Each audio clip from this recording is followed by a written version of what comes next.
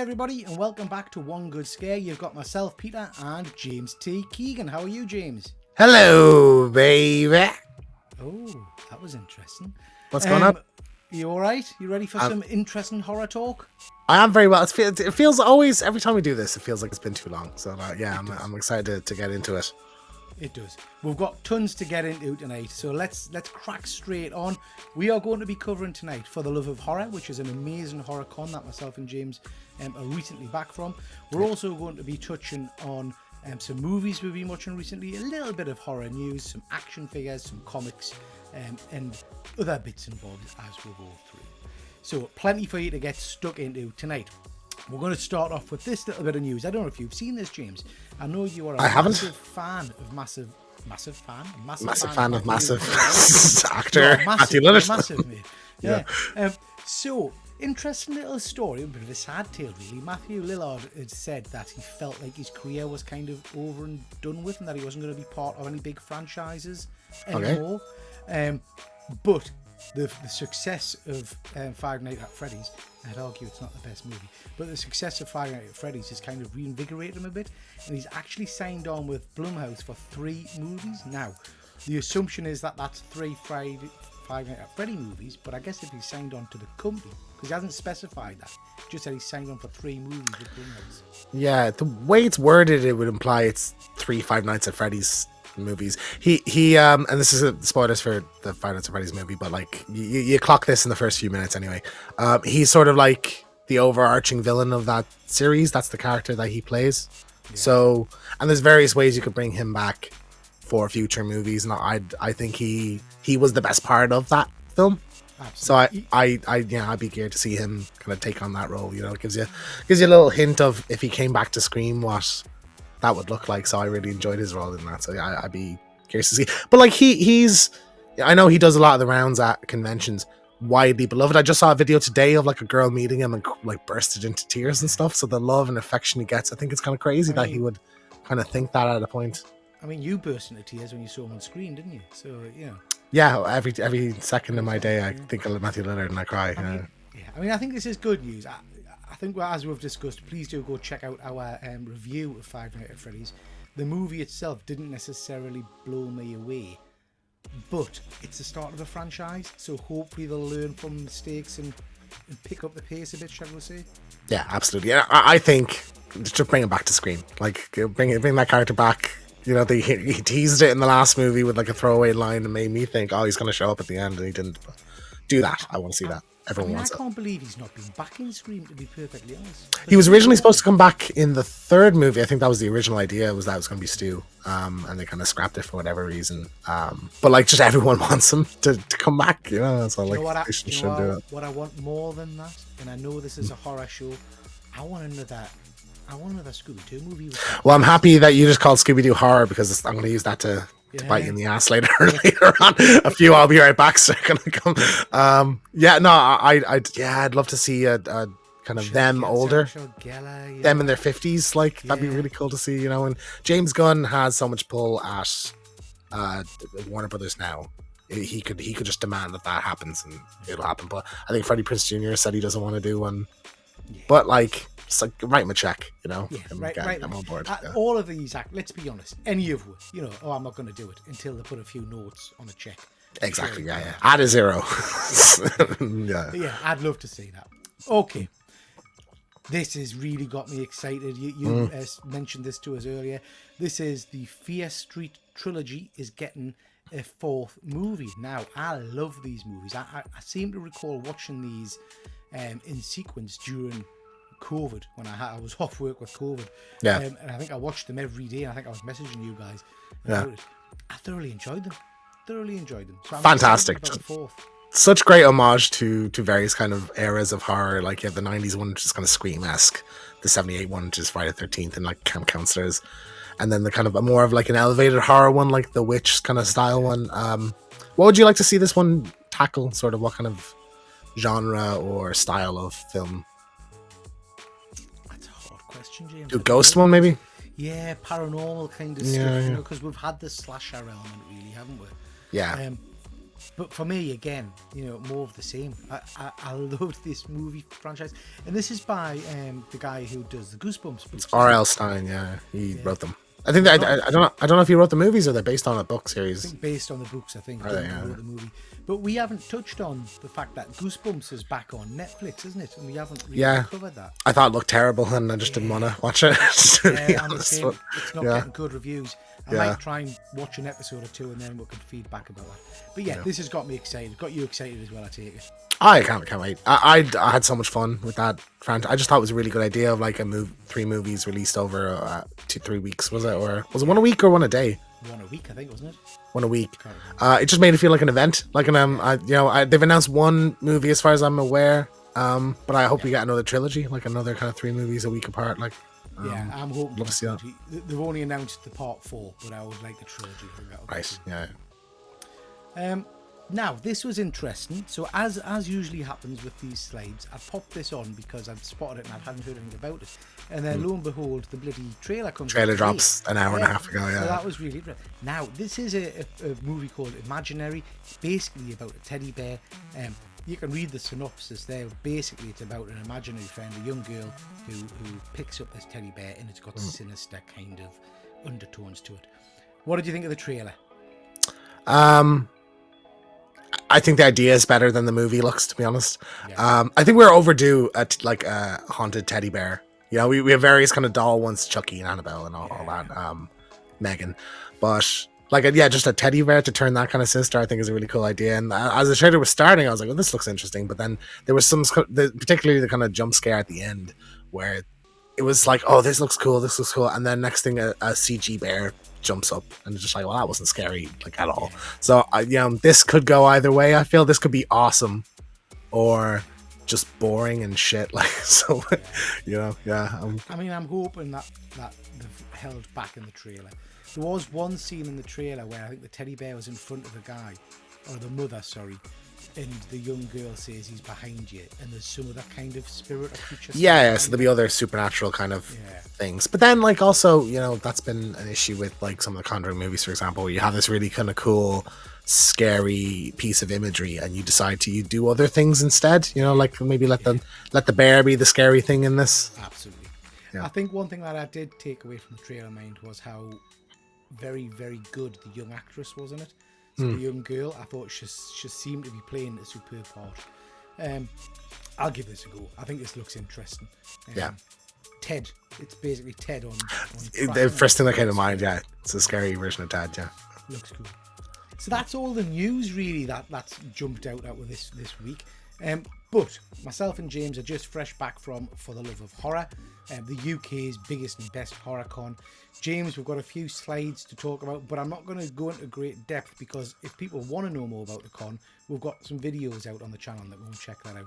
Yeah. We're also going to touch on some of the movies and things a little bit later on. But our Friday night started off with this live screening of The Lost Boys with Patrick, what his name is? Jason Patrick in attendance, which was phenomenal. What did you think of that, and what was the takeaway for you on that? Yeah, I remember like showing up. We weren't quite sure because it said a screening with the actor, and we weren't sure is it going to be like a talk before and then the movie or what. But no, it was like an audio commentary, like he was talking throughout the movie, and I think just the screening had a really fun atmosphere. You were able, you didn't feel like you were missing out if you ran to the bar to get a beer or whatever. Like it was kind of a cool environment there, and he had some really funny stories. Like he Kiefer Sutherland broke his arm trying to do a really impressing like one of the cast members, and then he like slept with her that night and stuff like that. And there was kind of a lot of raunchy stories. Apparently it was it was a very raucous film set, I guess. No, I'm exactly the same as you, mate. I don't know what I was expecting. I've never been to one of these live screenings before. Now, the first thing to point out is that you are the same as me. We both get irritated by noise in an audience when we're trying to watch a film. Yeah. But it didn't faze me in the slightest at this showing. And in fact, I liked it because, like you said, you had the hosts who were tremendous, by the way, talking with Jason during the show and them commenting and stuff. And it I don't know, It felt special to me. I don't know how Yeah. you felt. No, it was awesome. And we immediately said, I hope they do more of these. And they've already announced the next year they haven't said what movie yet. Is there any movies you'd like to see? Like, what would you love to see this kind of format? James, Fright Night, man. We could have had Fright Night with Could Chris you imagine Sarandon. Chris Sarandon narrating that would be amazing. That'd be great. Yeah, I'd love to see that. I would imagine, I hope, and I would imagine, the guys who run this convention are very switched on people. I hope it's not just a random screening of a horror movie. It'll have to be linked to a guest. So I want this same format. So whatever movie it is, I want a guest sat narrating and talking as the show goes on. Do you know what I mean? I'd imagine, like, obviously it'll be linked to like a big like whatever big reunion will be next year. Like maybe if you Scream, I'd love to see a Scream one with Nev Campbell and Matthew Lillard and Skeet Ulrich and stuff. That'd be real. I'd kill for that. Like that'd be amazing. Yeah. There's just so many. Like even so many they could have done this year. Like they could have done Halloween. They could with Nick Castle. They could have done Child's Play with Brad Dourif. Yeah, exactly. So like the list goes on. It's almost like could be a separate thing. Like you wish you could go to 1 week, like rather than waiting a year and then what's it going to be. I mean, it's a bit of a trek for you, that, James. Let's be honest. Flying over from Ireland for 1 week. Yeah, that's a very fair point. You'd do it. Yeah, 100%. Yeah. So now, as if this wasn't special enough, immediately after this screening, we jumped in an Uber and headed off to Manchester's Trafford Centre for an advanced screening of this movie. And again, we're going to talk about this in a bit. And there are a number of videos out, spoiler-free and a spoiler-filled video on our channel that you can check out. But again, without going into the movie details, James, how special was this, just being invited to an advanced screening of a movie that we'd talked about on this show a little while ago, really?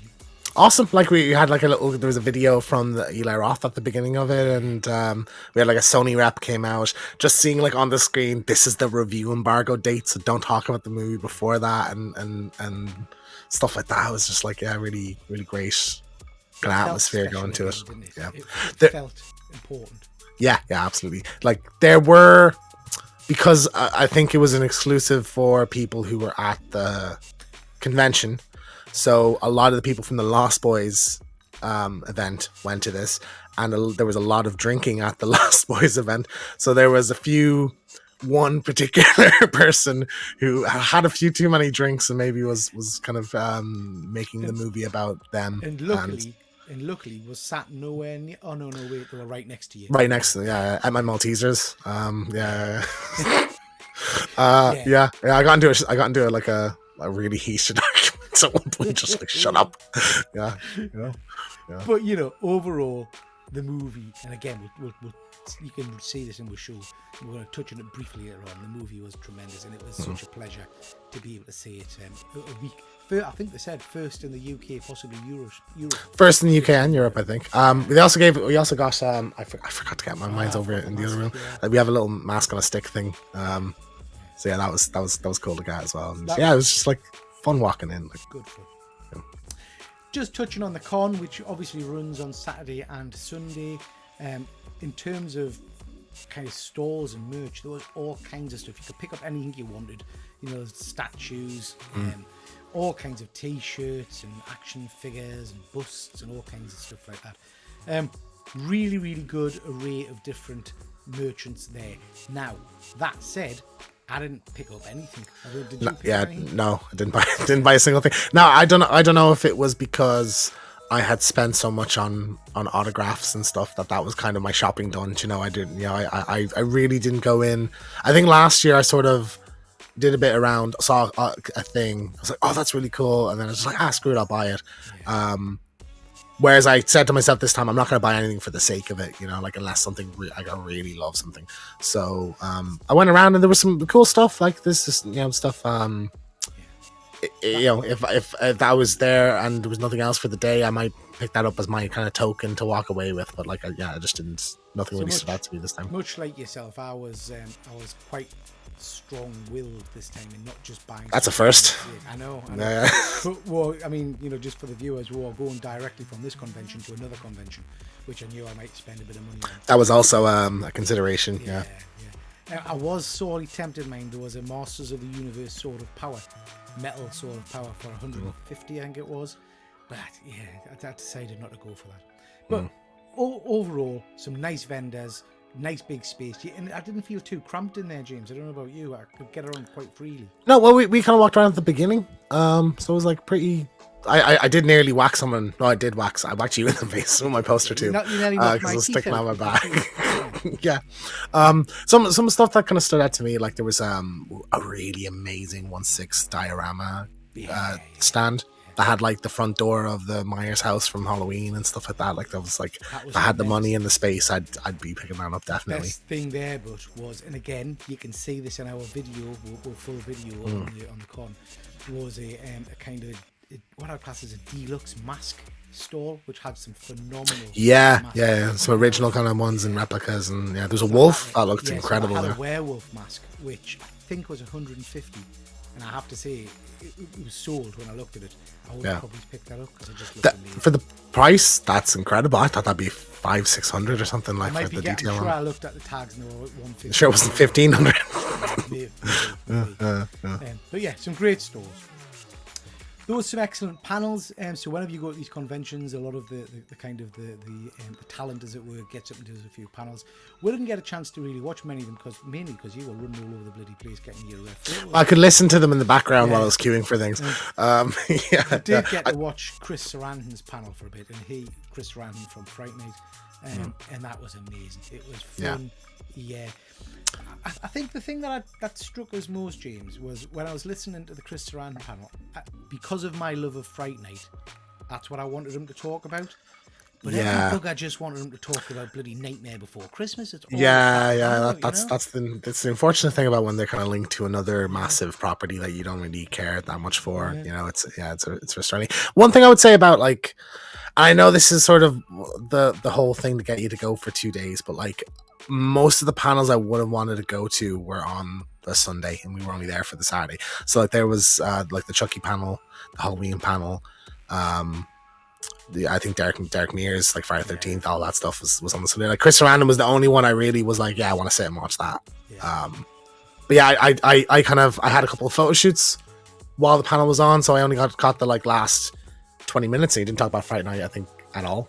I heard Sexy Vampire get mentioned at one point, like across the room. So yeah. So that was funny. I mean, he did talk a little bit about Fright Night, and disappointingly for me, but I think it's a fair comment. He was asked about whether they're going to do a sequel to brain's gone blank. Nightmare Before Christmas. Yeah, Nightmare Before Christmas. And he said, no, Tim Burton has said he's made perfection. Why would he make another one? And then later on in the show, he was asked whether he would do a Fright Night 2. And he said, I'll refer to Tim Burton's question, why would I want to do that? I don't know. But like we said before, slap a few notes on, and I bet he's... Well, that there's that. If he gets a really compelling script in front of him, maybe he'd be interested in that. Also, like, but that's, there's so many amazing sequels out there. Like a lot of sequels are better, like The Dark Knight, or The Godfather Part 2 and stuff like that. Like, to never say never. I hope he does come back. I'd love to see that. It'd be unfortunate if you had to recast, or like at that point just don't. Yeah, or de-age or something like that. I think that would look a bit. Yeah, that would be wonky. So hopefully, very cool. Very cool. One of the other big pulls for these conventions, obviously, is the signature opportunities and photo opportunities. James, you went and did a whole host of them. I've picked this one. You can see all of James's photo opportunities on the video. Getting really good at plugging that. I picked this one just because I love the face she's pulling. You picked the one that I have to edit because, as you can see, my hand is like awkwardly balled in a fist because I didn't want to put my hand on her back like that, like I was almost going to do the Keanu Reeves hover hand, and I kind of panicked and did the fist. So I actually practiced earlier, like photoshopping. I'm going to remove it, like, and print the photo again. Don't be silly. It looks fine. No. Her face is amazing. Absolutely. Yeah, I mean, she was really fun. That's Alyssa Sutherland from Evil Dead Rise. So she's the Deadite in that. She was lovely. Like, I didn't know she was Australian. So like I went up and got my an Evil Dead print signed, and she wrote that. I said to her, she goes, "Do you want a quote on it?" And I was like, there is a particular line about titty sucking parasites. And she just started laughing and go, "Yeah, absolutely, I know the one." And then the girl, like, in the queue now behind me, started laughing, and I was like, I was afraid to ask. And she's like, no, people ask all the time. I was like, oh no, she was lovely. Yeah, like everybody I met really was absolutely bang on. Fiona Dorff says she signed the Curse of Chucky. That's Nika in the Chucky movies.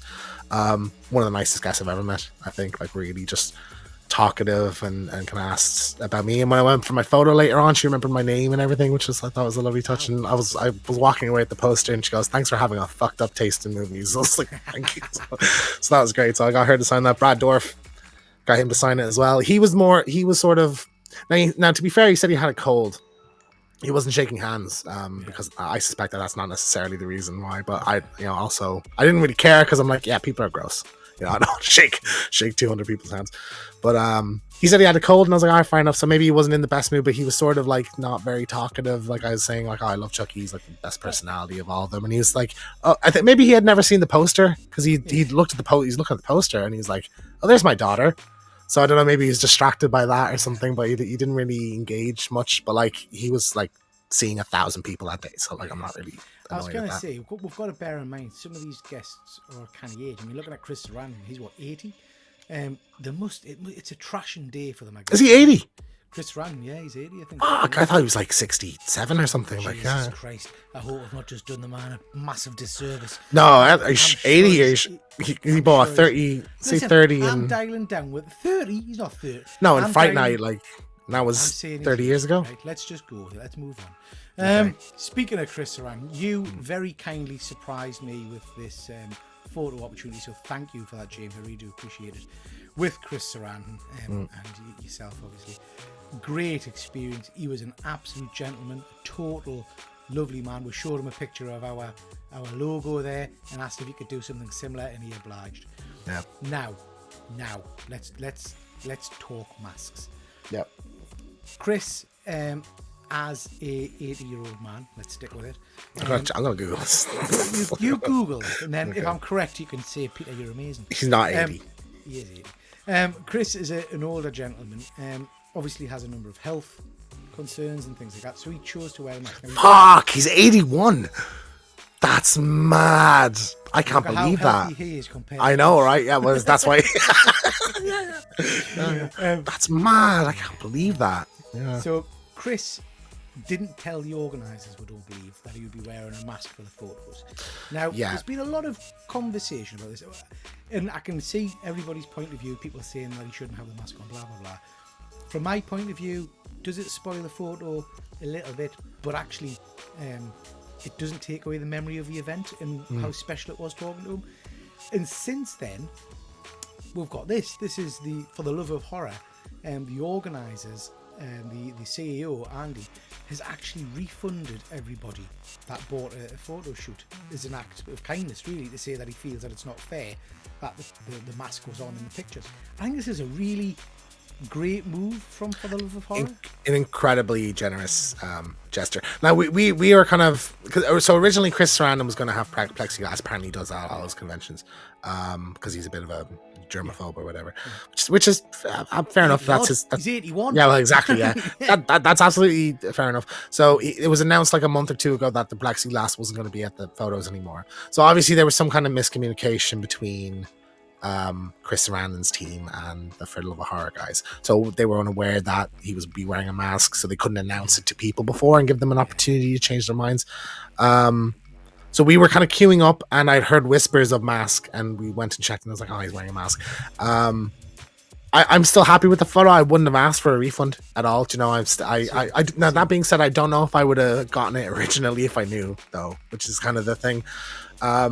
So I think this is, it's generous, but also they have a reputation to kind of uphold, and they don't want people to feel swindled or discourage people from getting photos with older actors in case this happens again. So like it's not completely selfless, but like it is a bang on move, I think, to do that, like an unnecessary. Yeah, I think for me it's a classy act. Yeah, 100% class act, absolutely. They've also said like Chris Sarandon was like a gentleman in every other regard, but I don't know, there was no malice obviously for anyone here. It was a miscommunication. So I guess the only question I'm left with, James, so this was bought as a gift for me, which was very kind. So now that I knew you were gonna now you're going to be funded. Are you going to so just annoyed. send me that money, or are you going to Yeah. I'll send you me PayPal. You can I just. I try. The universe won't even let me buy you something, Peter. That's the unfortunate thing. I think he maybe would have got like, it maybe would have been a better move to have gone for like a Jack Skellington mask or a Fright Night vampire mask or something like that. So it was a bit more like a surgical mask. Literally like, a surgical mask. Do you know what I mean? Yeah.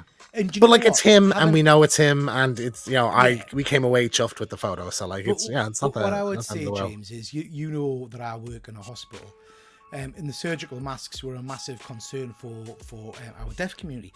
So they've developed clear surgical masks, so you can get a clear mask. So to be fair, if I'm being arsey, you could have kitted out with one of them. Do you know what I mean? So at least you can see his face. Anyway, by the by, lovely guy, great meeting him, and nice that we got the refund. This blows my sorry, you got the refund. Yeah, this blows my mind. So straight after the show, really, the tickets went on sale and they've sold 4,000 already. Now I'm not sure what I think about this. This irritates us a little. In that weekend, a lot of people spent a lot of money. You spent a shit ton of money. Oh my God! I'm not going to say it live because your mum's head will explode. Exactly. But a lot of people spent a lot of money. It's a bit of a harsh mood, a harsh thing to do. Like literally, as soon as the con's finished, right when I want you to pay more money for more tickets. There would be no harm in them leaving this a month or so. Couple months, yeah. So people's wallets can refresh. Do you know what I mean? Yeah, like well, one is like, so we've been kind of talking a little bit about potentially going to New York Comic Con next year. We've not decided that yet, and this is the same weekend, so I don't know whether to buy tickets for this or not, and or chance it or what. As well as that, like if I'm going again next year to this, I'll be getting a diamond pass. I just can't afford to buy a diamond pass at this stage as well, you know. Now to be fair, tickets won't sell out until like May, probably June will be when tickets start clearing up. Like even this year gone, there were still Sunday afternoon tickets and stuff like that as well. So like you're gonna be able to go. People just like to plan this far ahead, but like I do find it strange, and like if you're on the higher end in terms, also like I like to know who's at the thing, who's the actors at. I know like for me it is about the actors really, like, and I want to know who'd be going. That's the incentive for me to buy tickets. I mean, I think we need to hold off a little bit before we get the tickets. Yeah, and they do kind of a countdown, don't they? Of 50%. They let you know 50% are gone, 75% are gone, that kind of stuff. You get warnings and all. But so the 75% of the screening and after party tickets are gone, so we'll have to get them like in the next couple of days just in case and sell them if we can. Screening tickets, yeah. Okay, guys, so that's a quick rundown of For the Love of Horror. If you want to see more of the details, more of the photo ops, all of James's kind of signatures and pictures, and some of the panels, please do go check out our video, which is out, I think, now. So please do go check that one out. Just kind of overall, like, would you say this year was better than the year before, or? Absolutely. You think so? Yeah. Really it definitely seemed a lot busier. Oh, the convention itself was heaving, I think, compared to last year. But I think definitely. For me, I don't know, the experience just felt better this year. I really enjoyed it. Yeah, I will say I would have had a heart attack walking in that room without a diamond pass and seeing the queues. Like I think some people were queuing hours, and I also want to give props to the staff because I saw multiple times staffs getting like a bollocking off of randomers for things that weren't in their control or things. So one guy, there was time, kind of like time.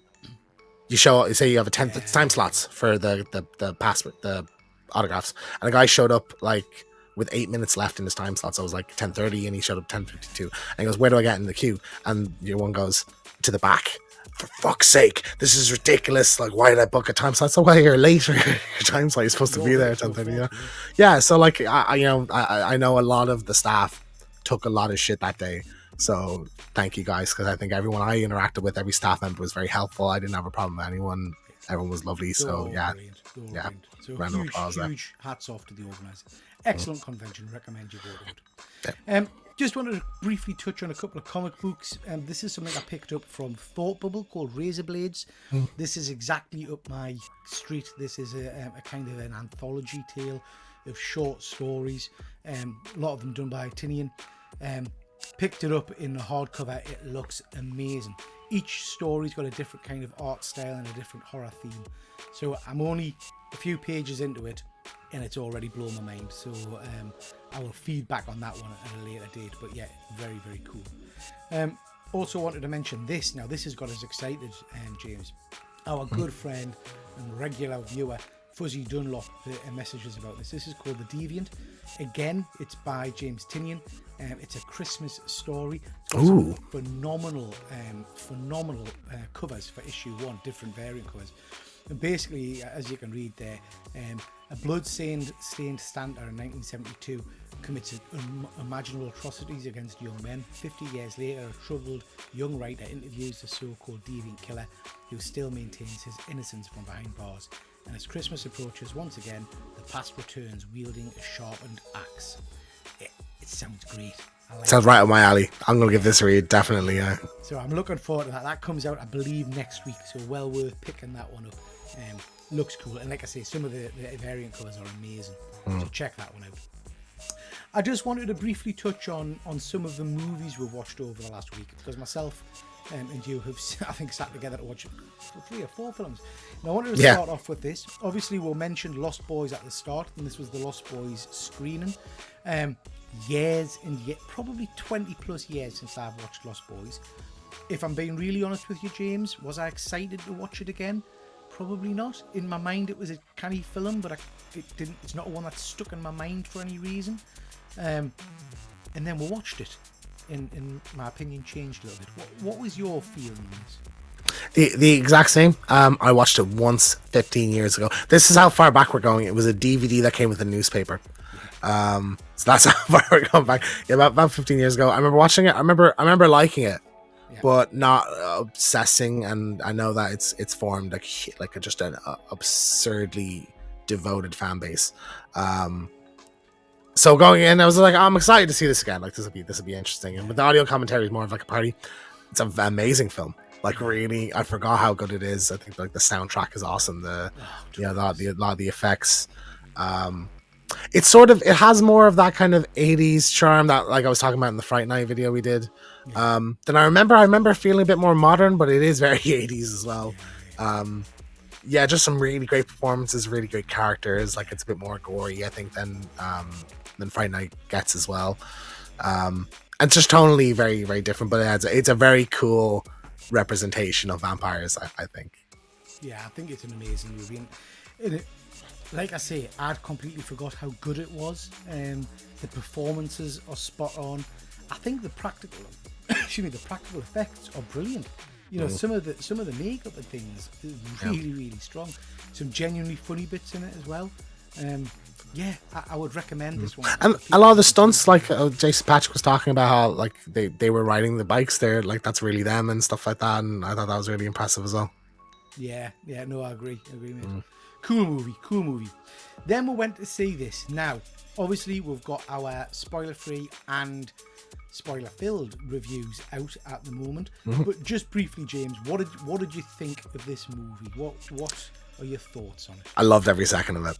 I think it was absolutely fantastic. Just a great throwback to the kind of crappy Scream ripoffs of the kind of late 90s, early 2000s. And I think it mimics a lot of the flaws of those films, like purposely.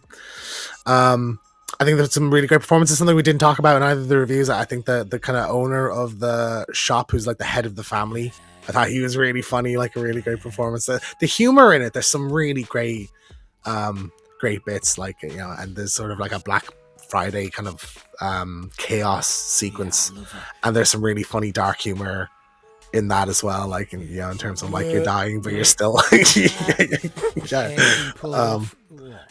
just it's really inventive, it's really stylish, it's really slick. It's so much fun. Like, it's one of the most fun movies I've seen in a while. And we'll probably be doing like a best of 2023 video at some point before the end of the year. And I thought Talk to Me was a shoe-in for everything, but I think this might take a couple of categories there. So yeah. I mean, I completely agree with you, James. This for me is a great movie. It doesn't feel like anything new. It feels very much like an older style movie. but there's nothing wrong with that. Yeah. Those older movies were great.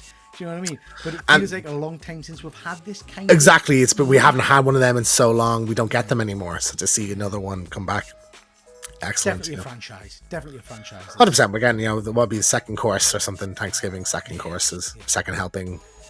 Now, Yeah. James. Yes. Be gentle with us. Okay. All right.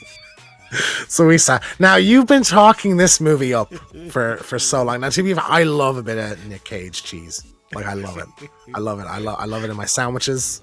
I love it on crackers with a bit of Plowman's pickle, whatever. I was really looking forward to watching this, especially after we did Five Nights at Freddy's, and you said, "Well, there's a better version of this, called Willy's Wonderland." This movie's shit. This is absolute dog shit. It's just so How dare you? so tonally confused. Like it just doesn't know what it wants to be. Like Nick Cage is like an action movie hero, like out of a John Carpenter movie or something, like a They Live kind of style, like main character. But he's in like this kind of like Five Nights at Freddy's horror thing, and then like just structurally, it's like a thing will attack him, and then he'll have a very, very quick fight scene with no issue killing the thing, and then he'll just go back to cleaning again. And it's like, what is this movie? Like, does that not change anything for you? Like, it's What's your point? I don't understand. It's bad. It's very bad. It's just awful. No, so listen. To be fair, I watched Defend this it now. You give me. You watched- convince me otherwise now. I can't. I watched this a long time ago with my son, and we enjoyed it. And then I watched it with you the other day, and yeah, The flaws it's a stick hor- out. it's a You know horror- what? it's a It horror. really does show when you show someone something that you like, Yeah. and you're a bit like, oh, is this as good as I've been saying it is? You know? I would Yeah. still argue, for me, I enjoy it, but I enjoy it in the same way as I enjoy the original Death Race movie. It's so bad and so cheesy and stupid that I can't help but just chuckle along with it a little bit. Do you know what Yeah. I mean? But- I have to say the animatronics, the costumes on second viewing, God, the shit. Awful. Just so bad. Like so unbelievable. And But yeah, Nick the Cage Five Nights is blows out of the still water. phenomenal, is Nick Cage. You know, he's I mean, mad. is he though? Yeah, He has no, he's I no don't lines you at all, dare. and it doesn't make any sense in the movie that he has no lines. Nick Cage doesn't need lines. Everything you need from Nick Cage's performance is in those eyes. I that don't face. think that decision where he doesn't talk at all. I don't think that benefits the movie. I think it would have been better. Like you could do that in a different movie, Nick. Okay, this movie you probably should have had lines of dialogue and some. Yeah, Right, you could have been involved in the listen, plot somewhat. Let's be honest. This is not a great movie. In fact, it's not even a good movie. No, it's an awful it's- movie, But it's and not even so awful. It's fun. It's not. It's No, just it bad. is. It's It's just fun. straight It's bad. fun. Like So we've got very different views, probably. I enjoy it for what it is. You're perhaps a little bit harsher with it. People that are watching this video, drop a line in the comments. Let us know what you think of Willy's Wonderland. Is it irredeemable, or is it passable Dog shit. for a piece of Dog shit. kind of ridiculousness? just terrible.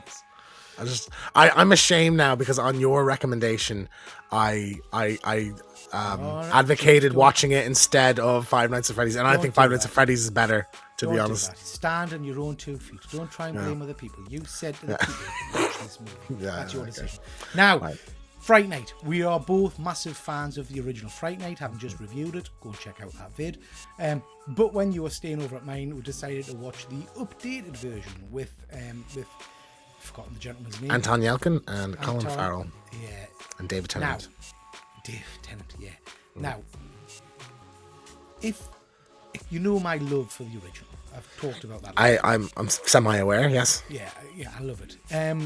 Love it. love it. If you try and put that movie out your head a bit, this is actually a tremendous movie. It's very, very cool.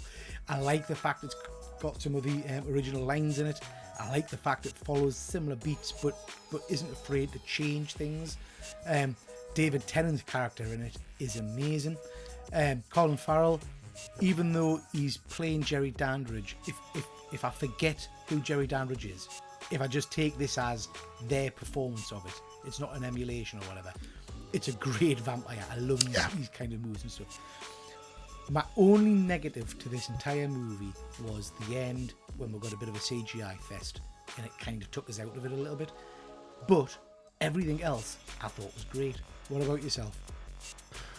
I loved it. I thought it was fantastic. It is like almost a complete reworking of Fright Night. Like there's very structurally, it's so different. You have like Evil Ed is the one who kind of gets him onto he's a vampire rather than the other way around in the other movies. And I think there's just some great homages to it. There's a lot kind of like, we get all the classic, like, you have to have faith and you're so cool, Brewster, and all that stuff. So like and they're paced, I think, quite well throughout the movie of like, moment, so that was really fun. I think Anton Yelchin's excellent in it. Like he's a really great Charlie Brewster. I like the Vegas like desert town setting. I think that was really cool. That really ties into the vampire thing so well. It's like this is like a night town. Everybody goes and works on the strip in the nighttime. So night is their day. I thought that was great. Really well cast. Like I love David Tennant in it. I think he's an amazing Peter Vincent in it. And like that kind of version, the whole David Blaine sort of Vegas showman kind of thing worked really well for it. Like to the point that I was like, I'd love to go see one of these, like a spooky stage performance kind of when you see him practicing on the thing.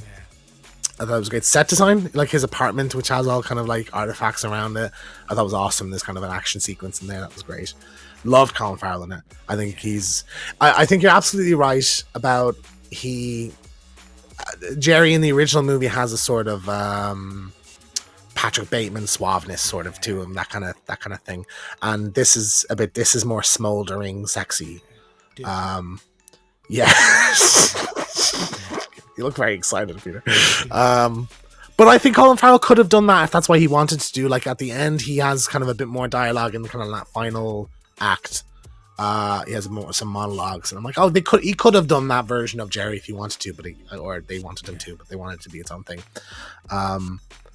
So yeah, no, I just thought it was excellent. The final sequence, so the CG aside, some parts it looks a bit iffy, but I like the staging of it, and I liked what the set piece actually is like with the kind of they're in the tunnels and they're shooting the roof out to get sunlight in and stuff. I thought that was really clever.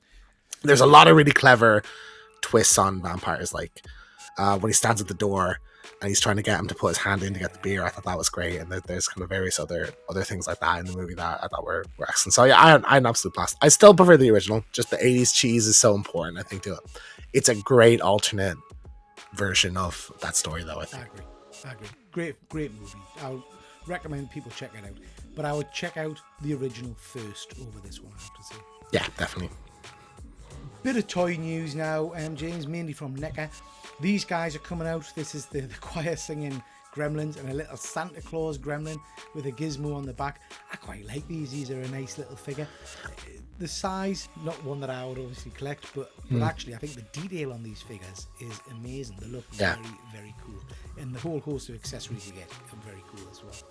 You like these? I've never been mad about Gremlins. I do kind of want...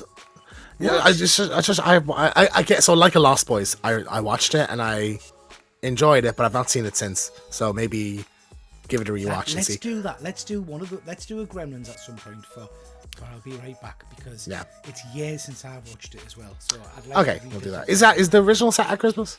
Yeah, Gremlins 1 is. Yeah. Fuck. Okay, we already got Christmas lined up. All right, we'll do an extra. Yeah, that's easy for you to say. You don't have to edit the fucking things. Yeah.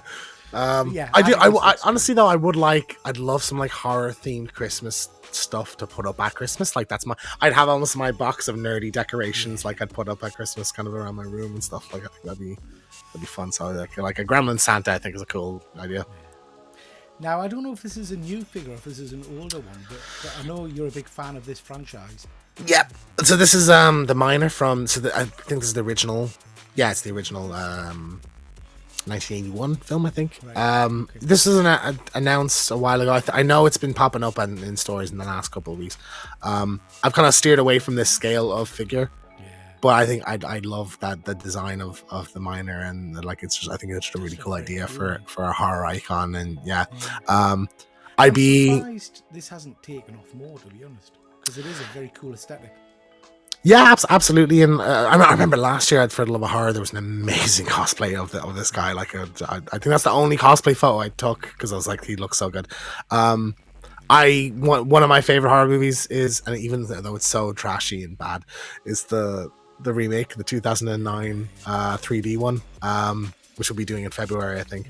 But yeah, no, I love the, as a horror icon, I love The Miner. So like, a 1/6, I would be quite tempted to go for it. Yeah. Very cool. Now, NECA have gone in hard with the Thanksgiving figures. So I don't know if you've seen some of these. But I have, yes. A whole host of these. So we've got the cloth clothed version, which looks very cool. Yep. We've got the kind of the deluxe Ultimate. figure there, which looks great. We've then got this kind of cartoony classics one, which I love. It's like a Scooby-Doo version. Yeah, have you ever seen Toonie Terrors? Toonie Terrors, no, I've not seen There's millions of them. There were a few at the HorrorCon. It's a slippery slope. I think there's so many of them, and I'd want all of them. But yeah, I love that Scooby-Doo style. For like, and they have everybody. They have like, there's Leatherface and Pennywise and Chucky. So I really do like that. That's cool. They're also doing a mask and a t-shirt, which is pretty cool. But we've got the mask, so we don't need it. Quite an easy. If you do it's a boiler suit, is it? Yeah, pretty much. Yeah, so it'd be easy to get that mask swap out with Michael Myers one for that. Boom, there's a new costume, so it's clever. Now this I love. So this is that's great. Yeah. I think that's amazing. Yeah. Really. I love that. So actually. they're going. I might get that actually. I like it so much. I just think that's so cool. Yeah. But yeah, a great scene in the movie as well. Yeah. I just wanted to talk briefly 1/6 scale. So I have picked up the 1/6 scale Sam from Trick or Treat because James introduced us to that movie. Check out the video. And I absolutely love it. So I've picked that up. That's my first real horror 1/6 scale, aside from Aliens, Predator, and Ash. Yeah. I've got my eyes on this. This is a Bela Lugosi as Dracula. So I say that again? I'm Bela Lugosi. Bela Lugosi. That's what I said. I think this looks pretty cool. It's stunning, isn't it? Yeah, absolutely. I've not heard of this company before. But yeah, you can get the deluxe with the coffin. Would I use a coffin? I don't know. I'm not sure.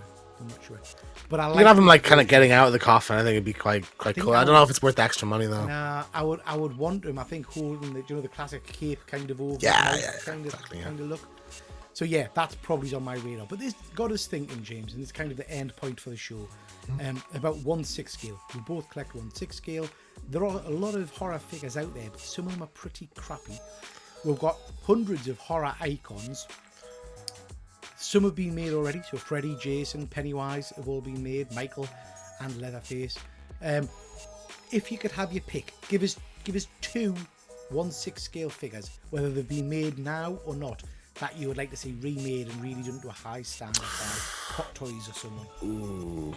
I've already got a hash. Why are you thinking? I've already got an Ash, so I'm quite happy with that. So I'm not in love with that Ash figure. Yeah. I don't know. The head sculpt doesn't blow me away. I don't like that he comes with a normal shirt and like you have to buy the deluxe to get the rip shirt, and there's kind of like some arms aren't seamless and stuff like that. So I'd love to see like a photorealistic Hot Toys Ash Evil Dead 2 where I don't have to faff about anything. His shirt's ripped. It's like a classic like Ash look. I'd love to see that. A lot of the ones that have been released already, I'd like to see just different versions of the character. Like I know Sideshow has a Jason. That's a part 3, I think. Jason, part 4. A part 7, like zombie Jason would be awesome to see.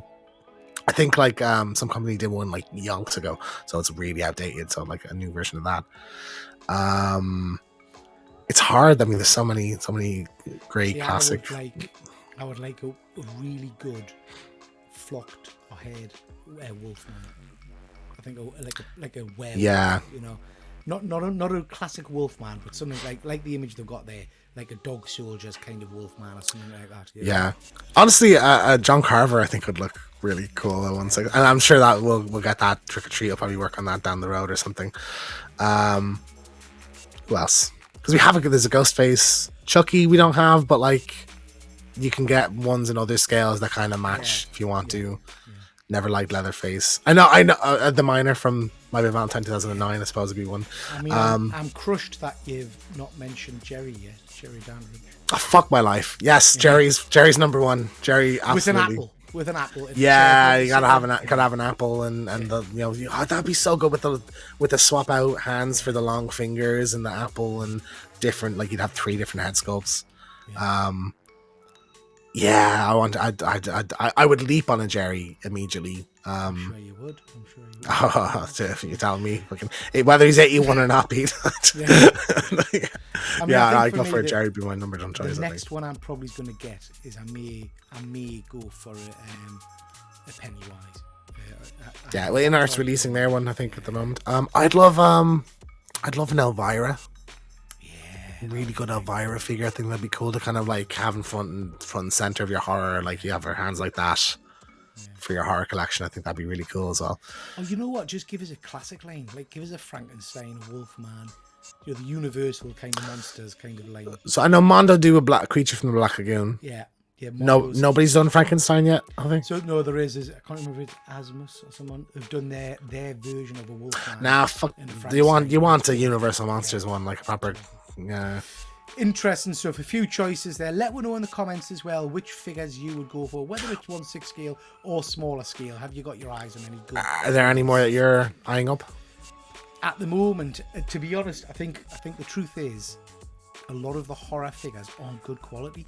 So I'm kind of a bit. There's no Hot Toys ones at Sideshow or so Sideshow or Trick or Treat. Like really, what I'm drawn to is a Pennywise. I'm not overly fussed on some of the slasher type figures. I like a Dracula and I'd like a Wolfman. I'd probably go classics more than anything else, you know. You would get a Jerry though, wouldn't you? Oh, I'd get a Jerry. Yeah, 100%. Yeah. I get a Jerry.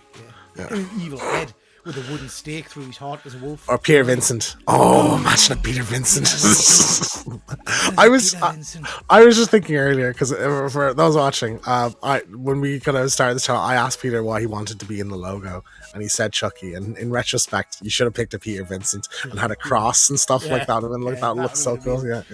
When we're updating the logo, we can maybe say that. We should update the logo every year. Anyways, moving on, guys. Moving on. So, just wanted to mention this. James, tell me a little bit about this. Yes, this is our spoiler review for Thanksgiving. So we usually just do a review all in one. Apologies. But this is broken up. So like the kind of overall thoughts of the movie are in the non-spoiler, and then you can go to this for like we're kind of breaking down like the kills and who the killer is at the end of the movie and stuff like that. So if you've seen the movie or you just don't care about spoilers, and that might be the thing that convinces you. I know a lot of people, it's foreign to me, but a lot of people like want to know all the spoilers before they go in because that's the deciding factor. So like if you're check that out. It was a really fun conversation. There's some cool shit in this movie. So like check out that. Yeah. Okay, ladies and gents, that's your whack. We are at the end of the show. Join me again next Friday for our I'll Be Right Back, which is on Black Friday. Black Friday. So that's good. I've not seen that one, so I'm looking. Neither have I. Yeah. So that'll be interesting. Yeah. So we'll make sure you're back next Friday to check that show out. Also, keep an eye on the channel because we'll be posting lives and all kinds. Shorts and things like that as the week goes on. So keep an eye for additional content. And with that, we'll call it a night. Thank you very much for watching. Please do hit that like and subscribe button, and please do share this video with your friends to try and get as much attention to the video as we possibly can. And don't forget, Peter, whether or not it's Halloween, everyone's entitled to one good scare.